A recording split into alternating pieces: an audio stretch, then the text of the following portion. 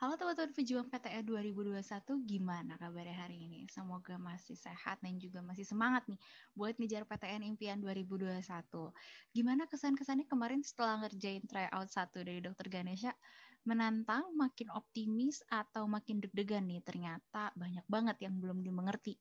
Tapi tenang aja, di video hari ini aku, Kak Hayu, bakalan bantu teman-teman buat ngebahas soal tentang pemahaman bacaan dan menulis dari soal-soal tryout Dr. Ganesha yang pertama kemarin. Sebelum kita mulai pembahasannya, mumpung masih semangat nih, aku kasih quote yang menurut aku ini keren banget. Setiap kesulitan pasti ada kemudahan. Dari kemarin bersulit-sulit yang ngerjain soal TO, sekarang waktunya kita mencari kemudahan dari kesulitan kemarin. Siapa tahu nih setelah lihat pembahasan sekarang, tryout selanjutnya bakalan bisa lebih mudah dan pas SBMPTN nanti jadi lebih siap ngerjainnya. Kita langsung masuk ke soal nomor 21.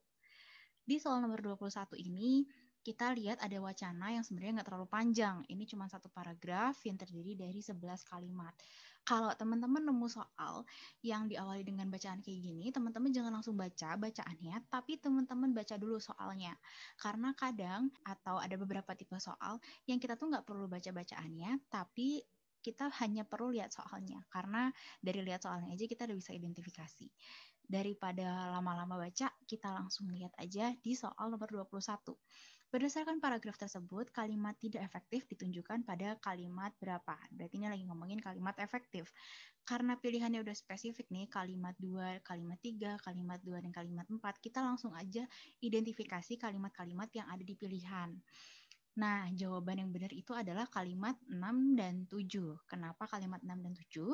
Di kalimat 6 itu bunyinya seperti ini. Karena jumlah dokternya cukup, jumlah alat kesehatannya cukup.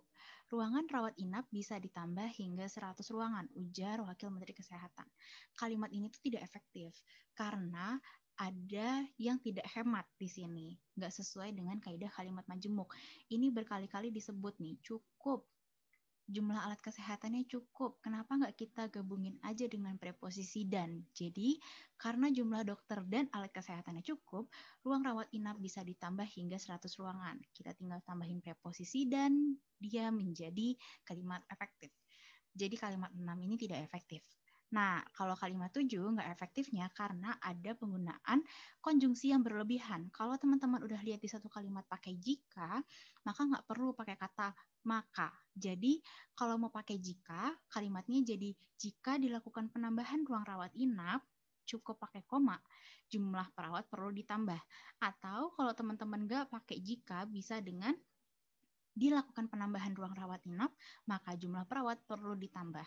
Jadi teman-teman harus pilih satu, mau pakai jika atau mau pakai maka. Jadi jawaban yang benar adalah kalimat 6 dan 7 tidak efektif. Kita lanjut ke kalimat nomor 22. Di pertanyaan nomor 22, pertanyaan manakah yang jawabannya tidak ditemukan dalam teks? Nah, kalau teman-teman nemu soal seperti ini, tips dari aku memang di skip dulu, karena kita harus ngerjain soal yang bisa dikerjain lebih cepat dan lebih mudah gitu. Karena ini perlu pemahaman teks, jadi kita perlu baca-bacaannya, teksnya, jadi lebih baik dikerjain saat ada waktu longgar gitu saat kerjain.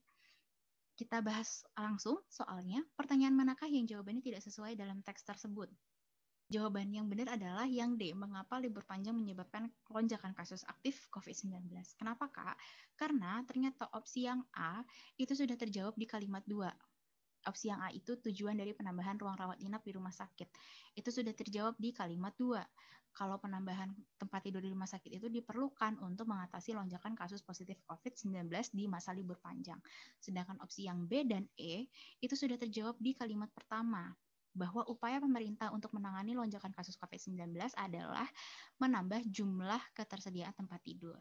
Sedangkan untuk opsi yang C, itu juga sudah ada jawabannya di kalimat ke-6 dan ke-7, bahwa karena dokter dan alat kesehatannya cukup, jadi perlu ditambah ruang rawat inap dan penambahan perawat pasien. Jadi jawaban yang benar adalah yang D. Gak ada pertanyaan itu dibahas di dalam paragraf. Di soal nomor 23, kalimat 1 pada paragraf tersebut tidak efektif. Lagi-lagi tentang kalimat efektif. Kalimat tersebut menjadi efektif bila diperbaiki menjadi. Tanpa kita lihat bacaannya, kita bisa identifikasi langsung dari soalnya. Kita lihat opsi yang A. Menteri Kesehatan mengatakan pemerintah akan menambah jumlah ketersediaan tempat tidur baik di ruang rawat inap ataupun ternyata ini pakai konjungsi yang salah. Jadi kalau pakai konjungsi baik itu bukan diikuti dengan ataupun ya teman-teman. Diingat, jadi ini salah. Kita lihat yang B. Menteri Kesehatan mengatakan bahwa pemerintah akan menambah jumlah ketersediaan tempat tidur baik di ruang rawat inap maupun di ICU. Nah, ini penggunaan konjungsinya udah tepat. Jadi jawabannya yang B ya. Nah, jawabannya itu kalau konjungsi baik itu diikuti dengan maupun. Dan akan selalu begitu, gak boleh baik itu diikuti dengan konjungsi ataupun dan yang lainnya selain manapun. Jadi jawaban yang benar adalah yang B. Menteri Kesehatan mengatakan bahwa pemerintah akan menambah jumlah ketersediaan tempat tidur baik di ruang rawat inap maupun di ICU. Kita lanjut ke soal nomor 24. Kelemahan dari paragraf tersebut adalah, nah berarti ini kita harus memahami paragraf lagi-lagi.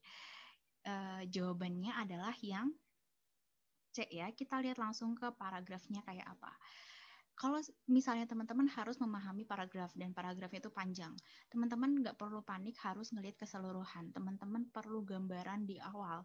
Caranya dengan baca kalimat pertama dan kalimat terakhir dari setiap paragraf.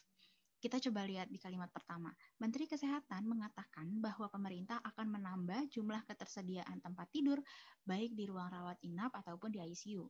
Sedangkan kalimat terakhirnya, pemerintah menetapkan libur tahun baru 2021 jatuh pada tanggal 1 Januari 2021. Ini agak aneh nih, agak kontradiktif antara kalimat 1 sama kalimat 11. Bukan kontradiktif sih, agak nggak cocok gitu. Di kalimat pertama ini lagi ngomongin upaya pemerintah untuk nambah jumlah ketersediaan tempat tidur karena ada lonjakan kasus positif COVID-19. Sedangkan di kalimat terakhir nih, ini malah ngomongin penetapan libur tahun baru. Berarti ini ada yang salah. Coba kita lihat di kalimat sebelumnya. Kita lihat di kalimat 10.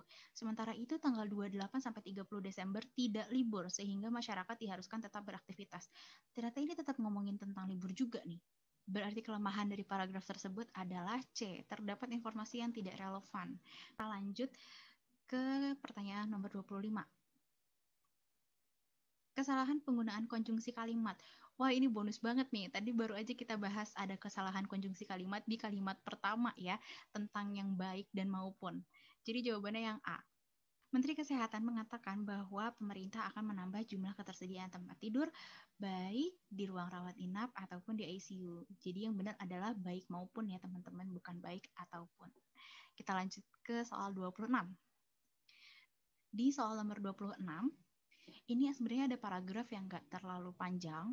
Ini agak pendek sih, cuma satu paragraf. Tapi kita langsung lihat dulu soalnya seperti apa. Ide pokok paragraf tersebut. Oh, ternyata lagi ngomongin ide pokok nih. Kalau teman-teman nemuin soal tentang ide pokok, teman-teman harus lakukan pertama, identifikasi paragrafnya seperti apa. Sebelum kita bahas, kita cari tahu dulu jawabannya itu yang D ya, Satgas Penanganan COVID-19 ancam pihak yang memalsukan hasil tes COVID-19. Nah, kenapa jawabannya yang D? Kalau teman-teman nemu soal tentang ide pokok, hal pertama yang teman-teman lakukan adalah tentukan dulu paragraf ini tuh termasuk paragraf induktif atau paragraf deduktif. Cara ngebedainnya apa? Paragraf deduktif itu artinya ide pokoknya itu ada di awal paragraf. Jadi ada di depan.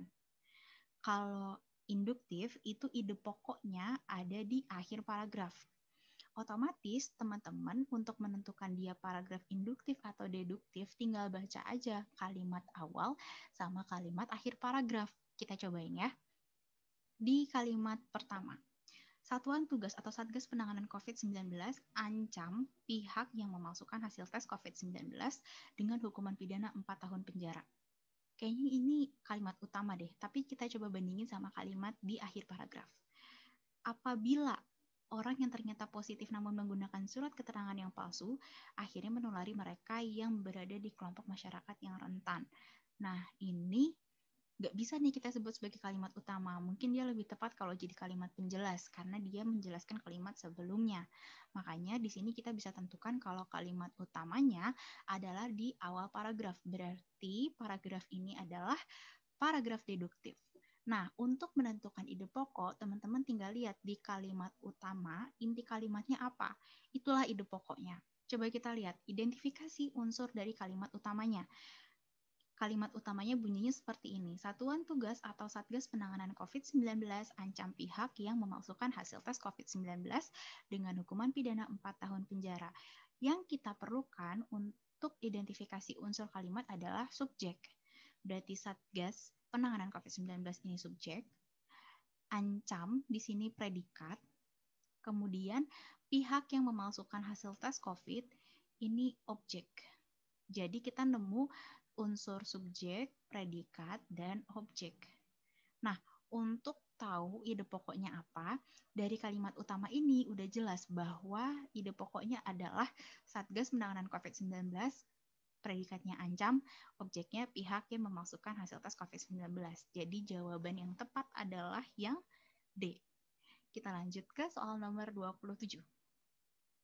Di soal nomor 27, ini juga ada paragraf yang pendek banget, gampang banget jadi buat kita pahamin. Tapi daripada baca wacananya, kita langsung lihat soalnya. Nomor 27, berdasarkan bacaan di atas, penulisan yang tidak sesuai dengan kaidah penulisan bahasa Indonesia yang benar ditunjukkan pada kecuali. Teman-teman jangan sampai nggak teliti. Di sini memang sih disebutin yang tidak sesuai dengan kaidah penulisan, tapi di belakang ada kecuali. Berarti sekarang yang lagi ditanya sama soalnya adalah penulisan yang sesuai. Ya, jadi jangan sampai salah karena banyak banget nih teman-teman yang biasanya salah di soal seperti ini. Nggak teliti baca kecuali atau terburu-buru nggak baca ada kata tidak sesuai gitu. Jadi teman-teman harus baca teliti dan hati-hati supaya nggak salah ngartikan soalnya ya, karena itu fatal banget. Kita lihat nomor 27. Yang A, kata prasejarah di kalimat 1. Kata prasejarah ini nggak baku ya. Harusnya kalau baku dia nggak pakai spasi. Jadi disatuin, prasejarah. Kalau yang B, kata pengajian. Pengajian juga ini kurang tepat karena pengajian itu dalam KBBI artinya lebih ke kegiatan agama Islam. Sedangkan kalau kita baca sekilas nih, wacananya itu tentang penelitian ya, tentang penelitian gua-gua prasejarah. Berarti kalau di sini nggak mungkin ya mereka ngaji. Mereka di sini mungkin maksudnya pengkajian, bukan pengajian. Jadi yang B kurang tepat. Kalau yang C, penggunaan tanda baca koma. Coba kita lihat di kalimat ketiga. Ketua Tim Kajian BPCB Makassar, Rustam, pekan lalu, mengatakan bahwa pendataan dan pengkajian dilakukan terhadap 21 gua di Desa Bale, Kecamatan Minasatene, Kabupaten Pangkep. Nah, di sini semua penggunaan komanya udah benar ya. Penggunaan koma di antara kata atau nama Rustan ini sudah tepat. Penggunaan kata koma ini seolah-olah mengapit informasi bahwa Rustan itu adalah Rustan itu yang di dalam apitan tanda koma itu adalah ketua tim kajian BPCB Makassar. Dan itu salah satu fungsi dari penggunaan tanda baca koma. Dan di sini pekan lalu, ini tuh maksudnya adalah untuk memisahkan keterangan yang ada di awal kalimat atau ada di sebelum subjek ataupun predikat. Karena setelah pekan lalu diikuti dengan predikat mengatakan bahwa pendataan bahwa ini perluasan. Bahwa pendataan dan pengkajian dilakukan terhadap 21 gua di Desa Belae. Ini tuh untuk memisahkan detail dari daerah Kecamatan Minasatene, sudah betul, Kabupaten Pangkep. Jadi di sini penggunaan komanya sudah tepat. Jadi jawabannya adalah yang C. Tapi bentar dulu, coba kita lihat yang D. Kata bekerja sama, ini nggak baku ya, harusnya menulis bekerja sama itu dipisah, harus ada spasi. Dan selanjutnya yang E, penulisan angka 20. Nah, penulisan angka 20 itu nggak tepat ya, seharusnya pakai huruf, tapi nggak pakai lambang bilangan. Jadi jawabannya yang C. Loh, kenapa kok harus pakai huruf? Karena aturan buat lambang bilangan itu adalah lambang bilangan yang dapat dinyatakan dengan satu atau dua kata ditulis dengan huruf. Kecuali kalau dia didetailin, jadi misalnya gini, di kalimat yang tadi ya, penulisan angka 20. Kalau seandainya di sini disebut, terdapat 20 peneliti yang tergabung dalam tim itu, 10 orang dari ITB, 5 orang dari UNPAD, 5 orang dari UGM. Kalau seandainya ada perincian itu, boleh nih angkanya dipakein angka, bukan pakai huruf gitu. Sedangkan kalau nggak ada nih perinciannya, berarti harus pakai lambang angka gitu. Jadi jawaban yang tepat di sini adalah yang C ya teman-teman. Kita lanjut ke soal nomor 28. Di soal nomor 28 yang ditanya adalah kalimat tidak baku. Ini juga sama tentang kalimat efektif. Kalimat 6 bacaan di atas tidak baku. Kalimat tersebut akan menjadi baku jika diperbaiki menjadi kalimat yang mana? Karena tadi kita udah dapat bocoran nih, penulisan 20-nya itu harusnya pakai huruf. Jadi semua yang pakai angka itu dicoret. Jadi tinggal sisa A, C, dan D. Nah, di depan kata setidaknya ini harus ada koma. Setelah itu kita lihat. Setidaknya terdapat 20 peneliti tergabung dalam tim itu. Lalu yang D, setidaknya terdapat 20 peneliti yang tergabung dalam tim itu. Sayangnya di pilihan D ini pakai perluasan yang. Ini tuh salah. Kenapa salah? Karena dia membuat subjeknya jadi panjang banget dan konteks kalimatnya jadi nggak tepat. Jadi gini, setidaknya terdapat 20 peneliti yang tergabung dalam tim itu jadi satu unsur kalimat, subjek. Sedangkan kalau yang C, setidaknya terdapat 20 peneliti ini masuknya subjek, lalu tergabung itu masuknya predikat, dan dalam tim itu masuknya keterangan. Jadi kalau di sini yang benar secara struktur kalimat dan aturan kalimat efektif adalah yang C gitu. Kalau yang D jadi salah karena pakai perluasan yang. Jadi jawaban yang tepat adalah yang C. Kita lanjut ke soal nomor 29. Di sini unsur inti kalimat 2. Wah, spesifik banget. Kita langsung lihat aja kalimat 2 itu bunyinya seperti apa. Kalimat 2 itu bunyinya seperti ini. Pengkajian itu sebagai subjek, bertujuan sebagai predikat, lalu untuk melestarikan situs bernilai tinggi itu keterangan. Nah, apa sih Kak inti kalimat itu? Inti kalimat itu adalah kalimat yang dibentuk oleh unsur-unsur pokok kalimat, yaitu subjek, predikat, objek atau pelengkap yang belum diperluas. Perluasan itu kayak apa aja? Ini nih salah satu contoh perluasan tuh kata itu, kemudian yang, lalu bahwa. Jadi kalau ada kata-kata yang, ada kata-kata itu, ada kata-kata bahwa, ekor itu nggak usah diikutin. Jadi termasuk yang ini juga. Berarti kalau ini pengkajian itu untuk subjek, itunya nggak usah diikutin. Jadi pengkajian aja. Dilanjutin ke predikat, bertujuan. Nah, karena di sini nggak punya objek atau pelengkap, berarti jawabannya adalah yang C. Pengkajian bertujuan jawabannya. Kita lanjut ke soal nomor 30. Di soal nomor 30, di sini juga ada bacaan satu paragraf yang sebenarnya cukup panjang. Kita langsung aja lihat ke soalnya. Di soalnya nih, ditanya hal pokok yang mendasari dasar pembentukan kalimat satu. Bacaan di atas adalah, teman-teman gak usah panik saat baca hal pokok yang menjadi dasar pembentukan kalimat. Nanti kita bahas ya, jawabannya adalah yang A. Jadi, hal pokok itu maksudnya inti kalimat. Hal pokok yang membentuk kalimat itu adalah inti-inti dari kalimatnya apa. Berarti kita harus identifikasi unsur-unsur dan fungsi-fungsi kalimatnya. Kita lihat dari subjek, predikat, objek, keterangannya. Terus kita cari mana inti subjeknya, inti objeknya, dan lain-lain. Coba kita langsung lihat aja ya. Nah, di kalimat satu tuh kurang lebih seperti ini. Akhir-akhir ini, koma. Nah, akhir-akhir ini tuh keterangan. Kalau keterangan ada di awal kalimat, biasanya diikuti dengan tanda baca koma. Dilanjutkan dengan subjek, jiwa patriotisme dan cinta tanah air yang dapat kita saksikan. Nah, kata yang dapat kita saksikan ini adalah perluasan, karena ada yang di sini. Untuk nentuin inti dari subjeknya, berarti kata yang ini nggak usah diikutin. Jadi inti subjeknya adalah jiwa patriotisme dan cinta tanah air. Lanjut, adalah itu predikat, dan objeknya adalah pengabdian para petugas medis yang merupakan ujung tombak dalam melawan COVID-19. Berarti kata yang di sini nggak diikutin sebagai inti objek. Jadi inti objeknya adalah pengabdian para petugas medis. Jadi jawabannya inti kalimatnya itu ada subjek, predikat, dan objek dari kalimat satu. Inti subjeknya adalah jiwa patriotisme dan cinta tanah air. Predikatnya adalah dan objeknya pengabdian para petugas medis. Jadi jawaban yang tepat adalah yang A. Jiwa patriotisme dan cinta tanah air adalah pengabdian para petugas medis. Kita lanjut ke soal nomor 31.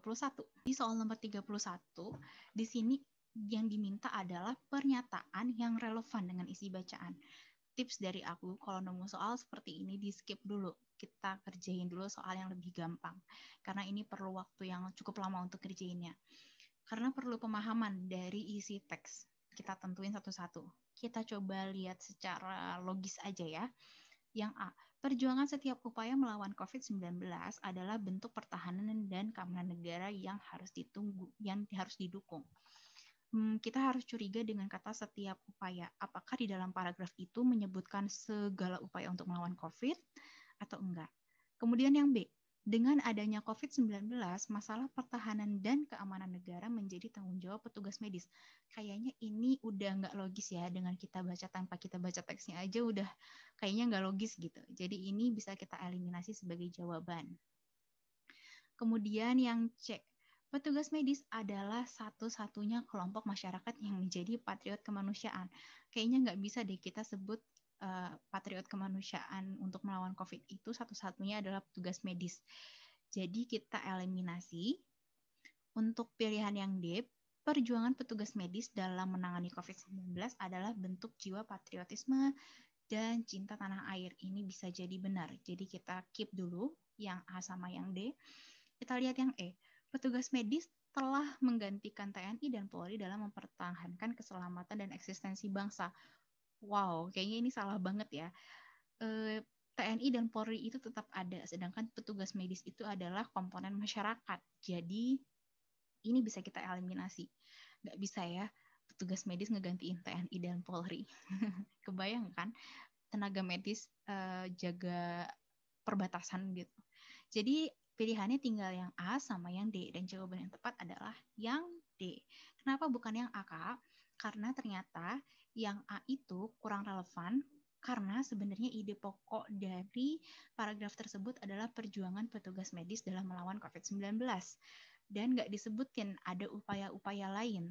Jadi misalnya upaya gubernur kah, wali kota kah, atau upaya BNPB dan lain sebagainya. Jadi nggak disebutin adanya upaya lain, hanya upaya dari petugas medis.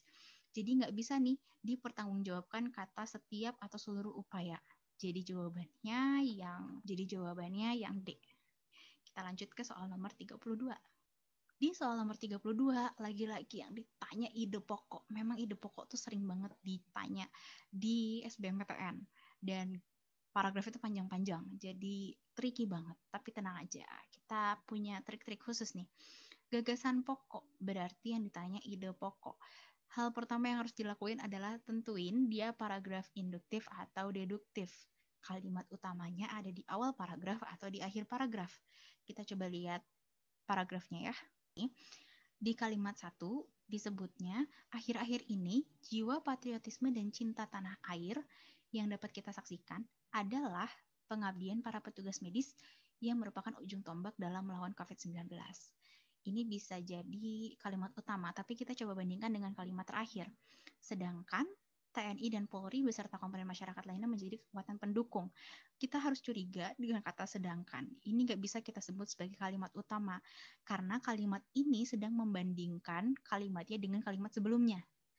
Jadi kalimat 6 ini jelas adalah kalimat penjelas, sehingga kita bisa simpulkan bahwa paragraf ini adalah paragraf deduktif. Jadi ide pokoknya atau gagasan utamanya ada di awal paragraf. Jadi kita coba identifikasi kalimat pertama. Di kalimat pertama bunyinya, jiwa patriotisme dan cinta tanah air yang dapat kita saksikan adalah pengabdian para petugas medis. Berarti gagasan pokoknya nggak jauh-jauh dari kalimat itu. Jawabannya adalah yang A, jiwa patriotisme dan cinta tanah air dalam melawan COVID-19. Ini detailnya. Kalau ditanya tentang gagasan pokok itu adalah gagasan yang menjadi dasar dibentuknya satu paragraf itu dan jadi dasar untuk pemikiran selanjutnya. Jadi otomatis kalau di dalam paragraf itu terdiri dari satu kalimat utama, lalu diikuti dengan kalimat-kalimat penjelas. Nah, kalimat utama ini yang menjadi dasar kita menentukan gagasan pokok. Nah, karena kita sudah mengidentifikasi bahwa paragraf di atas tadi adalah paragraf deduktif, berarti kita lihat di kalimat utama, kalimat pertama. Jadi bunyinya adalah jiwa patriotisme dan cinta tanah air adalah pengabdian para petugas medis. Jadi jawabannya yang A. Kita lanjut ke pembahasan nomor 33. Dalam bacaan di atas terdapat kata yang ditulis dengan ejaan yang salah. Nah, kita bisa langsung identifikasi nih di soal nih. Mana yang salah? Apakah COVID ini penulisannya udah benar? Kalau yang B, medis ini sudah benar ya. Yang C, indera. Indera itu nggak pakai teman-teman. Jadi indra, bukan indera. Jadi jawabannya yang C. Lah Kak, kenapa bukan yang A? Emang COVID itu nulisnya benar. Sebenarnya COVID ini masih diperdebatkan. Tapi kalau kita pakai sudut pandang bahwa COVID ini adalah akronim itu jadi misalnya kalau Universitas Pajajaran, terus jadi UNPAD, nah itu akronim. Ditulis dengan huruf biasa, tapi karena dia nama institusi, U-nya besar. Jadi UNPAD gitu. Nah, sama kayak COVID nih. COVID itu adalah akronim. Karena dia nama jenis virus, jadi awalnya menggunakan huruf kapital. Jadi penulisan COVID ini bisa dianggap benar. Yang salah banget tuh memang indra, karena di KBBI udah jelas kalau kata bakunya adalah indra, bukan indera. Kita lanjut ke soal nomor 34. Nah, soal 34 sampai 40 itu menggunakan satu paragraf yang panjang banget. Ada 3 paragraf dan isinya lumayan berat nih tentang ekonomi dan harga emas gitu. Tapi nggak usah khawatir, teman-teman lihat dulu soalnya ya. Kita lihat soalnya. Gagasan utama paragraf pertama, berarti yang ditanya adalah ide pokok dari paragraf pertama. Kita lihat paragraf pertama bunyinya seperti apa. Balik lagi, baca kalimat pertama dan kalimat terakhir. Kalimat pertama, di tengah semua ketidakpastian akibat COVID, komoditas emas dianggap sebagai wadah investasi yang paling aman dan banyak dicari di masa pandemi sepanjang 2020. Ini bisa jadi kalimat utama sih, tapi kita coba bandingin sama kalimat terakhir.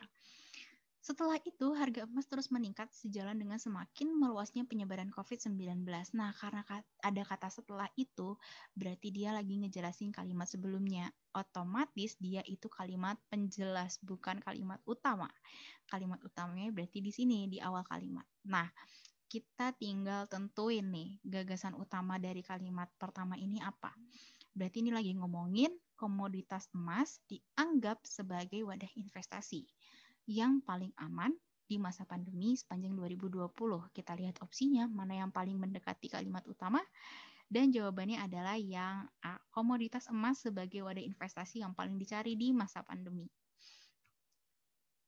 Kita lihat pembahasannya, udah persis sama. Kalau ide pokok itu dilihat dari kalimat utama paragraf, tentuin dulu dia paragraf deduktif atau induktif, ambil kalimat utamanya, identifikasi, lalu lihat mana dari pilihan yang paling mendekati kalimat utama. Dan jawabannya yang A. Kita lanjut ke soal nomor 35. Di soal nomor 35 yang ditanya adalah kesalahan penggunaan tanda baca. Tinggal langsung lihat aja kalimatnya. Yang benar adalah yang A, nomor 11. Kenapa? Karena di nomor 11 itu bunyinya seperti ini. Harga emas melonjak tajam pada bulan tersebut, seiring semakin menguatnya kekhawatiran terhadap dampak pandemi. Jadi sebenarnya kalau diperhatiin, ini adalah gabungan dari 2 kalimat. Kalimat yang pertama adalah harga emas melonjak tajam pada bulan tersebut, dan kalimat kedua adalah dengan semakin menguatnya kekhawatiran terhadap dampak pandemi. Nah, 2 kalimat ini dihubungkan dengan tanda koma dan seiring. Sebenarnya tanda koma ini tuh nggak perlu, jadi cukup dengan seiring. Jadi hanya dengan harga emas melonjak tajam pada bulan tersebut seiring semakin menguatnya kekhawatiran terhadap dampak pandemi. Jadi koma ini sebenarnya nggak perlu dan jadi berlebihan gitu. Jadi penggunaan tanda komanya tidak tepat. Jawabannya yang A.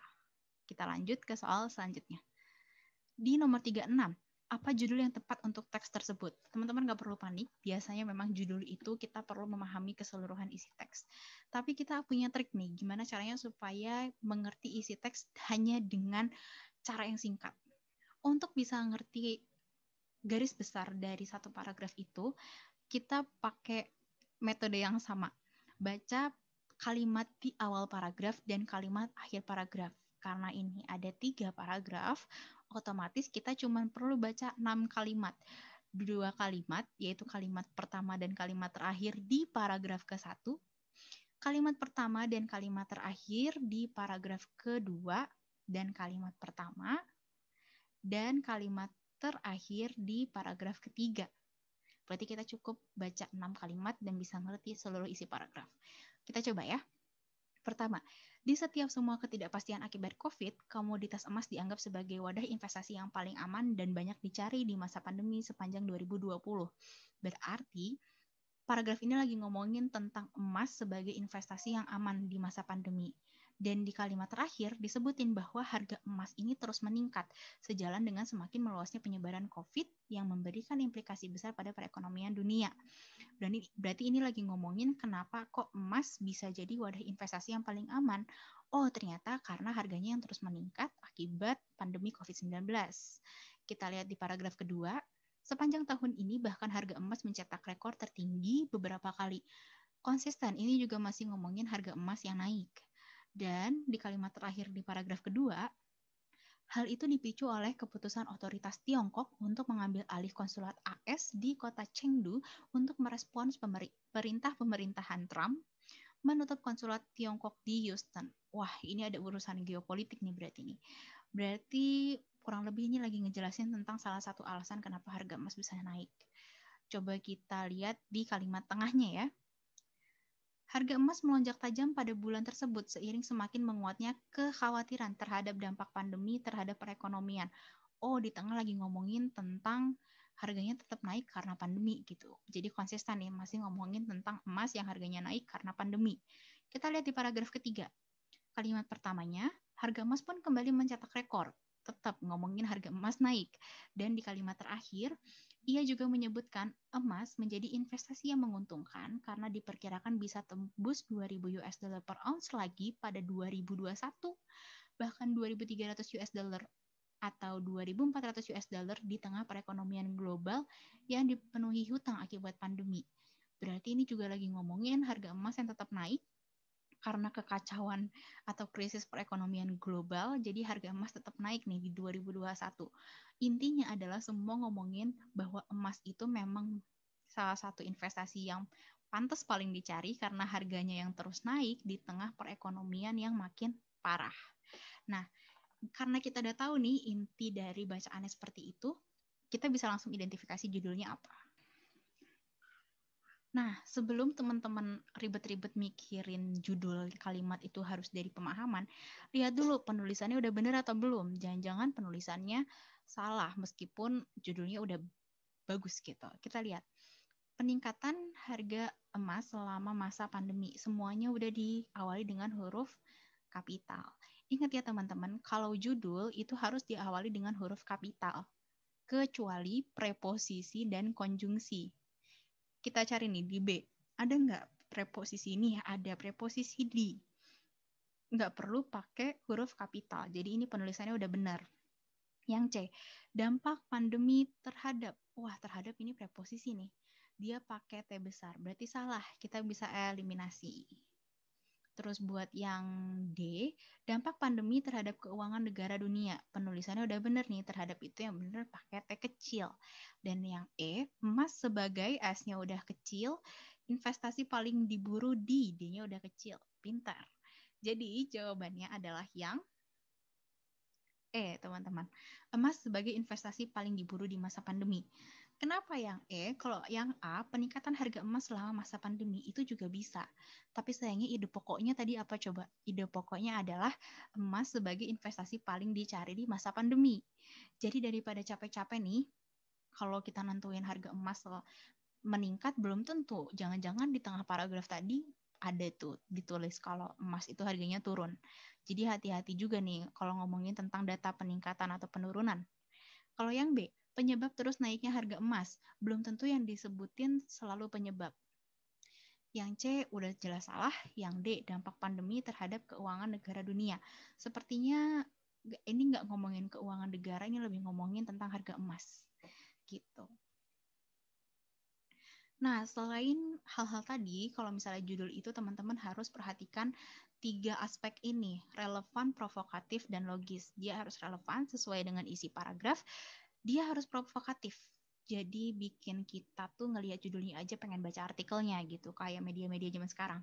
Tapi juga tetap harus logis, jangan sampai cuman clickbait doang nih judulnya ini tapi isinya itu beda gitu. Jadi harus perhatikan 3 aspek ini dan harus sesuai dengan ide pokok paragraf.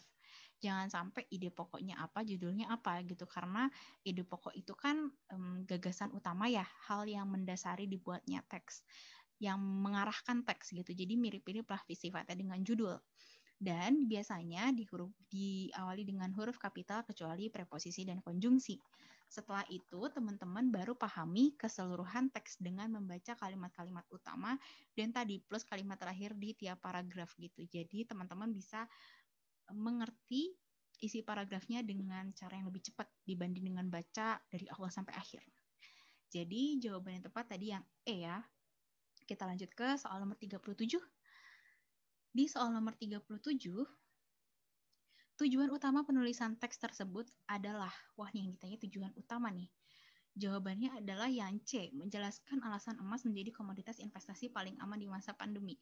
Kita lihat lagi deh, tadi kalimat utama atau ide pokok di paragraf pertama aja nyebutin bahwa emas itu adalah komoditas investasi paling aman.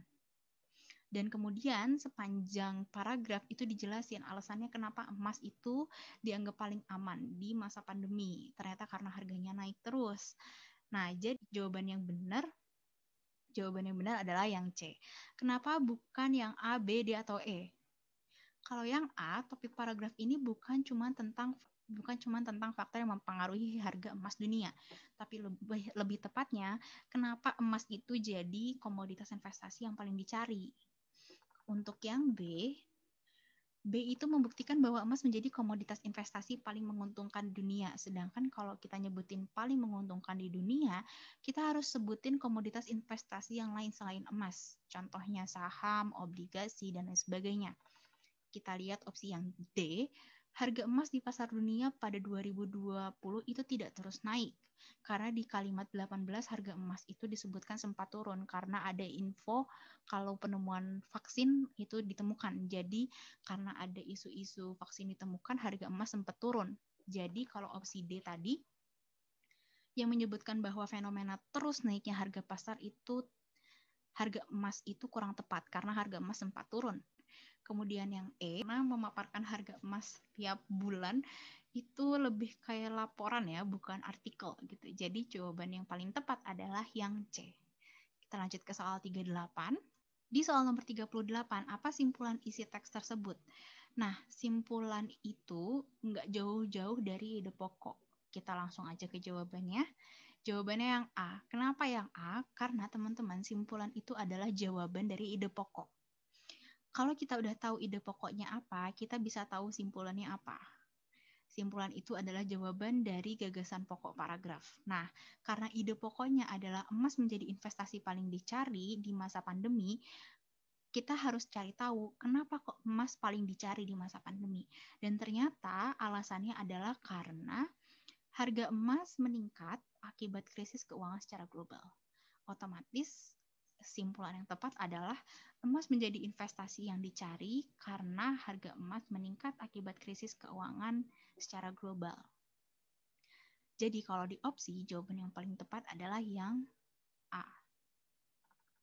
Kita lanjut ke soal nomor 39. Apa penyebab utama terjadinya kenaikan harga emas dunia? Wah, ini agak repot juga nih. Tapi tenang aja, kita lihat satu-satu. Faktor geopolitik beberapa negara besar dunia. Ini bisa jadi, tapi yang ditanya adalah penyebab utama. Penyebab utama ini berarti penyebabnya harus sering disebut di dalam paragraf. Kemudian yang B, tingginya kekhawatiran investor terhadap dampak pandemi. Ini juga perlu diteliti lagi nih. Yang C, tingginya permintaan emas sepertinya nggak pernah disebut di dalam paragraf adanya permintaan emas. Jadi kita bisa eliminasi. Yang D, mulai diproduksinya vaksin COVID-19. Justru tadi di kalimat 18 disebut bahwa ternyata vaksin COVID itu malah membuat harga emas turun di bulan Agustus. Lanjut ke opsi E, tingginya hutang negara selama masa pandemi. Kita lagi nggak ngomongin hutang negara, kita lagi ngomongin harga emas, jadi yang E udah salah banget.